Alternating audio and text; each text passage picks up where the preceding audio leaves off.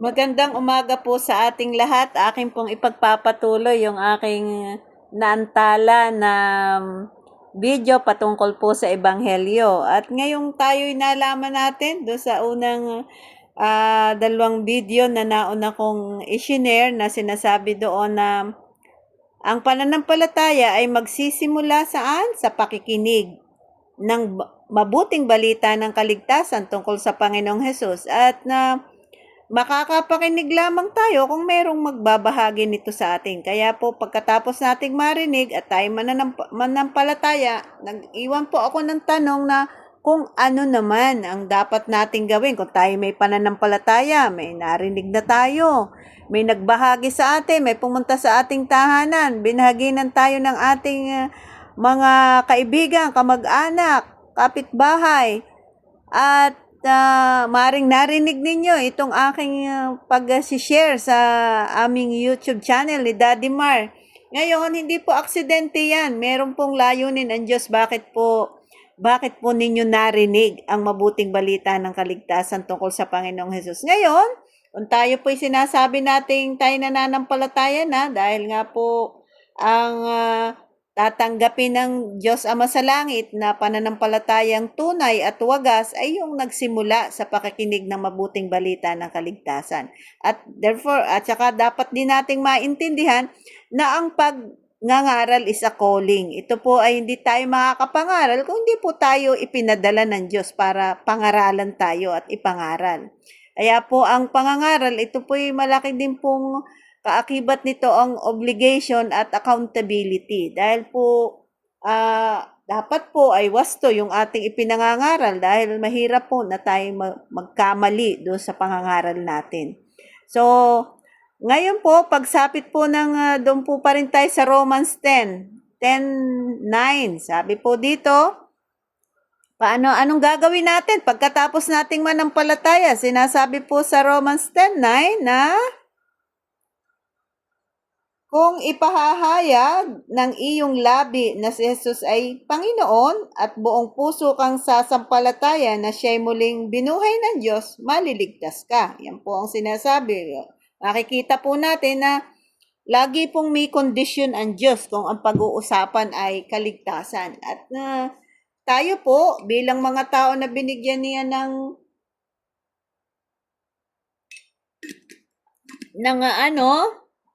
free will, ay makaka-decide po tayo sa ating sarili. Hindi po natin kailangan ng ibang tao para magdesisyon para sa ating sarili. Abay, kaya po tayo binigyan ng sariling pag-iisip ng Diyos. At free will para po makadesisyon tayo sa sarili natin. It's not, hindi po na, if it is salvation is concerned, hindi po ito nakasalalay sa kamag-anak, sa kaibigan, sa mga ibang tao, kundi sarili mo mismo. Bay, magpapasya ka dahil kaya ka nga po binigyan ng kaisipan ng Diyos, ng pandinig, ng pangunawa, para unawain mo ang sinasabi ng banal na kasulatan. Okay po? Sabi dyan ay, kung ipahahayag ng iyong labi na si Jesus ay Panginoon, yung pong labi natin na nagsasalita ng masama, minsan mabilis tayong manakit ng damdamin ng kapwa natin dahil sa ating sinasabi o sa bibig natin. Yung nagsisinungaling, yung mamarites, ito rin pala po yung gagamitin natin para ihayag natin. Meron bang naghahayag na nakapikit ka lang o nakatulog ka lang? Siyempre ihahayag mo, sasabihin mo sa Diyos. Ibig sabihin, kasabay nung paghayag na yon na siya iyon Diyos, abay naniniwala ka dahil naiintindihan mo at naunawaan mo ng iyong buong pag-iisip. Ano po? Kaya po, kung ipahahayag ng iyong labi na si Jesus ay Panginoon, may acknowledgement ka na sa Panginoong Jesus, inihahayag ko sa aking sarili at sa harap ng mo, Panginoon, na ikaw ay Diyos. Ako'y nagtitiwala, aking acknowledgement mo yun sa Panginoon na siya'y Panginoon. At buong puso kang sasampalataya na siya'y muling binuhay ng Diyos, maliligtas ka. At buong pusong sasampalataya. Naku, hindi po pwede dito yung sa Diyos yung napilitan lang tayo, tapos nagkukunwari tayo. Hindi po yung tatanggapin ng Panginoon. Ang gusto po ng Panginoong pananampalataya ay buong puso. Na nabuhay na muli ang Panginoong Hesus. Maliligtas ka. Bakit kaya mahalaga itong dalawang ito? Pagsapit po ng 10, sapagkat sumasampalataya ang tao sa pamamagitan ng kanyang puso at sa gayoy pinapawalang sala ng Diyos. Kaya mahalaga po yung buong pusong pananampalataya sa Panginoong Hesus dahil kapag tayo po ay sumampalataya ng buong puso na ang Panginoong Hesus ay muling nabuhay, dahil yung po ang sinasabi ng salita ng Diyos, abay ituturing po tayong matuwid ng Diyos. Mula doon sa makasalanang tayo ay nabaligtad po. Magiging matuwid na tayo sa harap ng Diyos. Abay, yun po ang sabi ng Panginoon. At dapat natin yung paniwalaan sa buhay natin. And then, ang sunod po, kaya hindi po pwede po ang 59% lang o 30%. Dahil kung ganyan lang po pananampalataya na, hindi po tayo maituturing na matuwid ng Panginoon. At nagpapahayag naman siya sa pamamagitan ng kanyang labi at sa gayon naliligtas. At kapag inihayag po natin, sinabi natin na ang Panginoong Hesus, talagang naniwala tayo, nanalig tayo, at ating inihayag na ang Panginoong Hesus ay ating Diyos. At Diyos natin, at siya Diyos na kinikilala natin, ay talaga pong, ang sabi dito, ang result po nito, may magkakaroon tayo ng kaligtasan. Yan po yan. Mahalaga po yan. At meron pa po yan. Pagka inyo pong inuntahan yung Acts, chapter 2, verse 37 to 38, kasi nangangaral po noong mga panahong yon ang si Apostol Pedro, at nang marinig nila ang patungkol sa mabuting balita ng kaligtasan tungkol sa Panginoong Hesus, ay nabagabag po sa Acts chapter 2, verse 37 to 38, nabagabag ang kanilang kalooban ng marinig ito. Kaya tinanong nila si Pedro at ang ibang mga apostol, mga kapatid, ano ang dapat namin gawin? Kasi talagang sila ay sila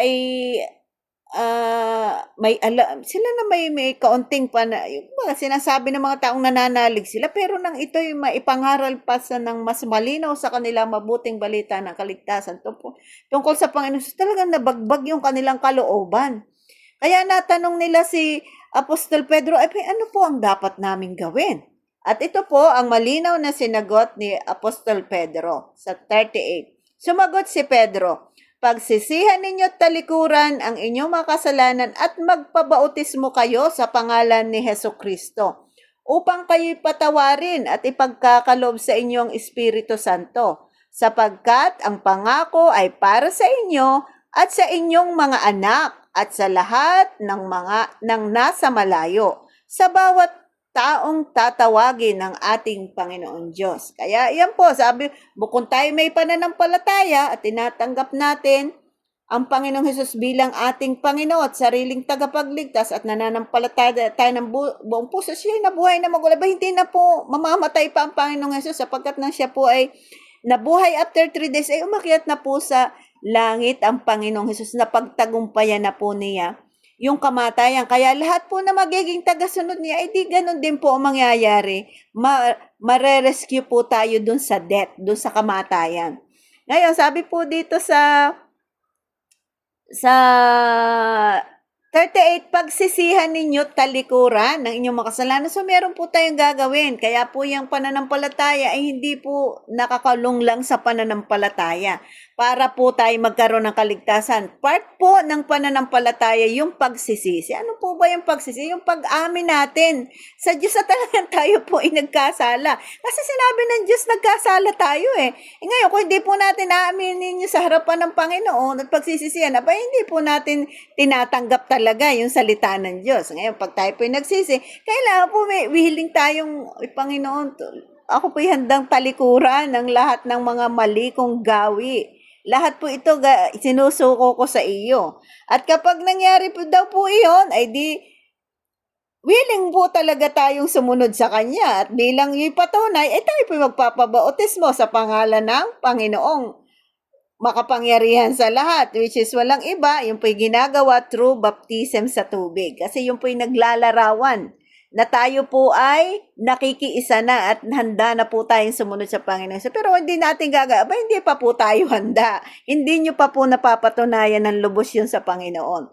So ngayon, upang kayo'y patawarin. At kapag ka po ito'y nakumpleto natin, ay sinasabi po ng banal na kasulatang ipagkakalob sa inyo ang Espiritu Santo. Kaya mahalaga po yun kasi po ng ang Panginoong Hesus, noong pong panahon kasama ng mga apostol, ang Panginoong Hesus, ay nandun yung presence ng Panginoon sa Panginoong Hesus sa kanila. Ngunit nang ang Panginoong Hesus po'y umakyat na sa langit, ay ipinangako ng Panginoong Hesus na ipadadala niya ang Espiritu Santo. Bakit po? Kasi yung pong banal na Espiritu, yung po magiging kasama ng mga mananampalatayang Kristiyano. Ngayon sabi po ay ipagkakalob sa inyong Espiritu Santo. Mahalaga po ito kasi pagkatapos po nating maghayag na ang Panginoong Hesus ng ating magiging Diyos, tayo magsisisi, handang tumalikod, at ipinangangako natin susunod tayo sa Kanya, ay sino po yung magiging kasama natin? So, magiging kasama po natin ay ang banal na Espiritu para po tayo makapamuhay ng may kabanalan. Ano po yung gagawin ng banal na Espiritu? Siya po yung ating guro.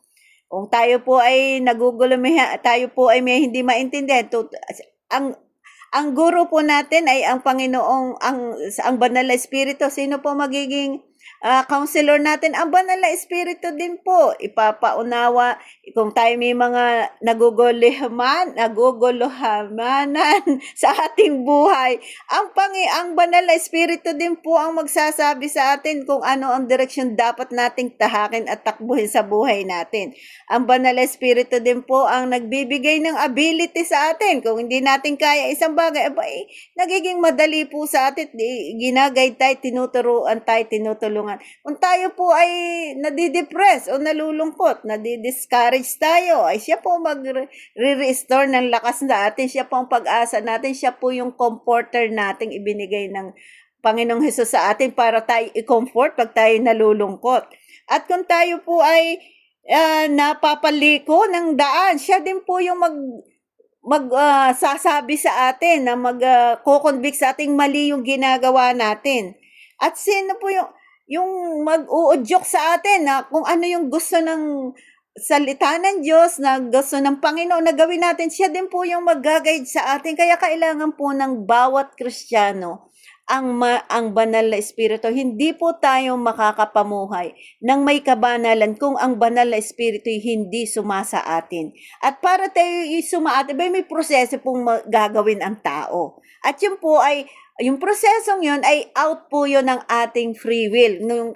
Desisyon po natin yun. Ngayon, kung ayaw po natin, desisyon po natin yun. Tayo po pumili ng ating kapahamakan. Kaya wala po tayong maisusumbat sa Diyos. Dahil inilatag na ng Panginoong makapangyarihan sa lahat ang kanyang plano sa atin at layunin sa pamamagitan ng kanyang bugtong na anak, ang Panginoong Hesus. Ngayon po, pagkatapos po na tayo ay manampalataya at gawin natin yung mga prosesong ipinagagawa sa atin at ang banal na Espiritu ay tayo ay bautismuhan ng banal na Espiritu. Sa atin po banal na Espiritu kasi iba-iba, mayroon pong iba-ibang kategorya ang pagkilos. Yung pong pagbo-born again sa akin, yung born to Spirit, naboborn again ka, ang banal na Espiritu po ang gumagawa nito. Ngunit yung pong kapuspusan ng banal na Espiritu, isa pa ring bahagi ng ministeryo niya. At alam po natin, naniniwala po tayo na ang banal na Espiritu ang nakatatalos maging ang pinakamalalim na iniisip ng Diyos o lihim ng Diyos. Kaya the Holy Spirit will guide us and teach us at patuloy niyang ipapaunawa sa atin at ipakakilala kung sino talaga yung Diyos natin. Maunawaan natin ang katatluhan ng Diyos sa iisang Diyos, which is ang banal na Espiritu ang magpapaunawa noon sa atin sapagkat patutunayan yun ng banal na Espiritu sa atin, lalo nating makikilala ang Panginoong Hesus sa ating mga buhay. Ngayon, sabi po kapag po yun ay ginawa natin, sapagkat ang pangako ay para saan? Sa inyo at sa inyong mga anak. Kaya napakahalaga po yung mga matatanda, yung mga magulang, tatay, mga kananayan at katatayan. Tayo po yung dapat nagpe-first move para po doon sa pananampalatayang wagas sa Diyos. dapat po tayo ang magdidesisyonan sapagkat kung ating madesisyonan yon at tayo magkaroon ng tamang pagsunod sa Diyos, aba ay magbe-benefit po ang ating mga anak. Bakit po? Sabi dito, sapagkat ang pangako ay para saan? Sa inyo at sa kanino? Sa inyong mga anak. Bakit po? At sa lahat ng nasa malay sa bawat taong tatawagin ng ating Panginoon Diyos, wala pong malapit o malayo, kayang abutin tayo ng Diyos kung tayo lamang po ay susunod sa Kanya. At yung mga anak po, bakit po ang pangako ay dadanasin din ng mga anak yung pagkakaloob ng Banal na Espiritu? Kasi nakikita po yun sa buhay natin eh. Kahit tayo pa magseset ng halimbawa, syempre kung tayo po ay nakikita ng mga anak natin, nagbabasa tayo ng salita ng Diyos at nakikinig, ay di gagawin din po nila yan. Kung tayo po ay regular na dumadalo sa mga pagtitipo para sa pagsamba sa Panginoon tuwing araw ng linggo, dahil yan po yung itinakda ng ating government na holiday sa atin, kaya di yan po tayo mga Pilipino sasama-sama. So, yan po ang itinakda ng iglesia para dito sa atin sa mga Pilipino na tayo po magsama-sama para po tayo ay makasamba sa Diyos. Ay di nakikita po yan. Kung tayo po ay araw ng pagsamba, araw ng Panginoon, ay kung saan-saan po tayo napunta, di gayon, ang mga anak natin ay gayon din po. Tiwangwang din. So po, kapag po napalaki natin, tayo po ang magigseset ng example, kapag po ang mga anak natin ay lumaki din sila, magkaroon sila ng tamang desisyon sa kanilang edad at kasi ang accountability po na kaya na magpasya ng tama ng mga anak ay 30 years old and above. Kaya sila po ay maaari ng makaunawa at ma-realize nila na ang tungkol sa Panginoong Jesus at ginawa din nila ito, nagsisi sila, tinalikuran ng kanilang mga kasalanan at sila po ay nagpabautismo, ay ipagkakaloob po sa kanila ng Diyos Ama sa langit o ng Panginoong Hesus ang Banal na Espiritu. At tayo po ay sasamahan. Ngayon, kung ano po ang ipinakikita ngayon, kung tayo po naman ay ang ginagawa nating mga magulang, ay tayo po tuloy ang pagsamba natin sa mga Diyos-Diyos. Abay, siya pa po nating pinararangalan. Alam niyo po, ang Diyos Ama po ay talagang Diyos na mapanibuguin if it is worship is concerned. Kasi, baka isipin natin ay masama pala ang Diyos at nagje-jealousy. Hindi, ito pong jealousy nito ay hindi po ito yung jealous ng mga taong nararanasan natin ang nagre-result po ito ng kasalanan. Hindi po. Ang jealous po nito if it is concerned about worship. Sapagkat ang Diyos, wala po siyang, ang gais po ng Diyos ay siya lamang po ang Diyos Ama sa langit, ang ating Panginoong Yahweh, ay siya lamang po ang sasabihin. Kaya inutos na po agad niya yan doon sa Exodus sa panahon ng Law of Moses. Inutos na po niya yan dahil ang mga tao po lahat ay sumasamba sa Diyos-Diyosan. Ngayon, kapag tayo po may pinararangalang iba, meron po tayong binabaw na iba, pinaglilingkuran ng iba, yan po ay tahasang pagtalikod natin at sinasabi natin, Yahweh, ayaw namin ikaw ang sambahin dahil may sinasamba kaming ibang mga Diyos. So ngayon po, ay sino naman po ang hindi masasaktan noon? Halimbawa, biruin nyo, ipinirepare na ng Diyos sa atin tong mundo para sana supposed to be, titirahan natin, kaya lang napariwara ito dahil sa kasalanan nga. Tapos pinrovide niya ang hangin, pinrovide niya ang tubig, pinrovide niya ang lahat ng kailangan natin para mabuhay ng matiwasay. And yet, iba ang pinararangalan natin, kundi ang pinararangalan natin yung mga Diyos at mga Diyos-Diyos ang ginawa natin. Ano pong mararamdaman ng Diyos sa atin? Masasaktan po siya. Dahil ang Diyos ay may damdamin din. At ngayon, pagka po kayo, halimbawa tayo mga magulang, ito po lagi kong sinasampol. Pag ako po ay nagtuturo ng Bible study. Abirin nyo, halimbawa ako, yung mga anak namin, kami ang nagpalaki, kami ang nag-aruga, kami ang nagpakain, binihisan, dinamitan. Parehas din lang yon. Nung makatapos ng pag-aaral at maging maganda na ang kanyang buhay, ay una pa pong inimbita lahat ng mga kabarkada, inimbita lahat ng mga kapitbahay at nag-celebrate para sa tagumpay na kanyang naranasan at bilang pasasalamat. Tapos hindi ka man lang inimbitahan bilang ikaw ang magulang na nagtaguyod sa kanya. Anong mararamdaman ng magulang? Di ba masasaktan tayo? Kaya ganon din ang Diyos. Kung hindi natin ibinabalik sa Diyos ang ating parangal at pasasalamat at pagsamba, abay, nasasaktan ang Diyos sa ginagawa natin. Kaya po, walang ibang dapat tayong sambahin kundi ang Diyos Ama sa langit. Sa pamamagitan ng ating Panginoong Hesus, tayo makakalapit sa Kanya. At nais ng Diyos na siya lamang ang ating sasambahin. If it is worship is concerned, ang Diyos po ay naninibugho sapagkat dapat po walang iba tayong sambahin kundi ang Diyos na lumikha, hindi po yung kanyang mga nilikha. So hanggang dito na lamang po at sana po inaunawaan natin yung mabuting balita ng kaligtasan tungkol sa Panginoong Hesus. Ito po ay napakalinaw, sinlinaw ng sikat ng araw sa tanghaling tapat. Pagpalain po tayong lahat at loobin ng Diyos na mapagpala po kayo sa bahaging ito ng salita ng Diyos na aking pong isinare sa inyo.